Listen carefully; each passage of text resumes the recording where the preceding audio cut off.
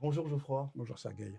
Alors, on se retrouve aujourd'hui dans cette vidéo pour avoir un échange, une discussion, et que tu puisses nous en dire un petit peu plus sur l'état de l'emploi dans le secteur aérien et tout particulièrement pour les pilotes. Alors, j'ai vu que le cabinet de conseil Olivier Wyman annonce une pénurie de 34 000 pilotes en 2025. Qu'en est-il? Alors, le besoin de pilotes est calculé en fonction d'une croissance prévisionnelle du transport aérien et de la pyramide des âges des pilotes par zone géographique. La croissance du transport aérien est en moyenne de 3,5% par an, sachant qu'en période de crise, elle peut être négative et que les régions dites matures, telles que les USA et l'Europe, sont plutôt à 2%, alors que l'Asie est en phase de rattrapage et approche les 8% de croissance annuelle hors période de crise.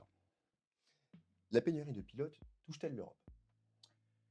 Alors, le cabinet Olivier Wyman, dans son étude de janvier 2023, prévoit une pénurie de 1000 pilotes en Europe à court terme qui grimperait jusqu'à 19 000 pilotes sur les 10 ans à venir. Le nombre de pilotes employés en compagnie aérienne en Europe est d'environ 30 000, ce qui relativise la pénurie de 1000 pilotes annoncés en 2025. Mais alors, quelles sont les perspectives d'emploi pour les pilotes en France? Alors, la caisse de retraite du personnel navigant comptabilise 8000 pilotes cotisants, en incluant les pilotes du travail aérien, de l'aviation d'affaires et les cotisants volants en compagnies étrangères. Nous pouvons estimer à 6000 les pilotes en compagnies aériennes françaises, dont plus de 5000 dans le groupe Air France qui inclut Transavia et HOP. Le recrutement est commun pour Air France et Transavia, où plus de 100 pilotes ont été embauchés en 2021, puis 400 en 2022, avec une prévisionnelle de 400 embauches en 2023. Jusqu'ici, le service de sélection d'Air France n'a convoqué que les pilotes expérimentés, mais le tour des low-timers pourrait bien bientôt venir.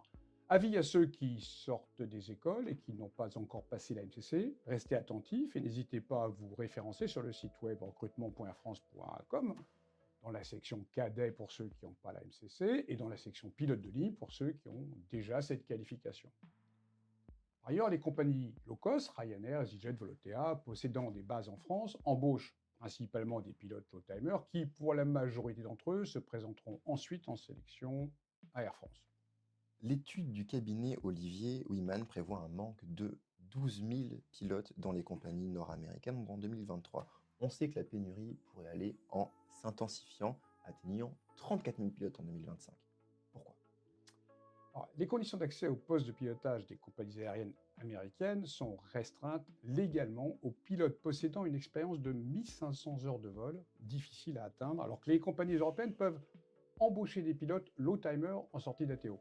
C'est pourquoi, en compensation de cette faible expérience, les compagnies aériennes européennes exigent des compétences non techniques beaucoup plus développées. L'accès aux compagnies aériennes est donc facilité en Europe, à la condition de bien choisir sa formation. L'axiome de base est que la licence de pilote ne donne pas l'emploi. C'est la qualité de la formation qui permet de développer les compétences requises par les compagnies qui recrutent.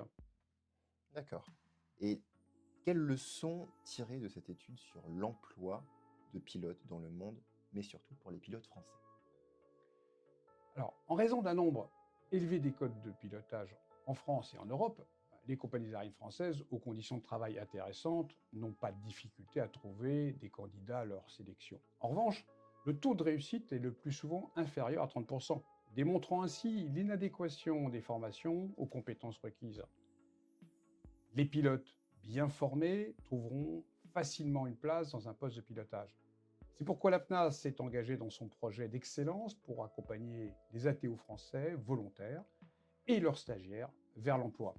Pour en savoir plus, vous n'hésitez pas à consulter notre site web. Alors, je te remercie beaucoup pour cet échange, Geoffroy. Ça a permis un petit peu de mieux cerner où en est actuellement l'emploi dans le domaine de l'aérien, encore une fois, pour les pilotes. Alors, je propose qu'on se retrouve prochainement dans une future vidéo APNA. Merci Sergei. Merci à toi.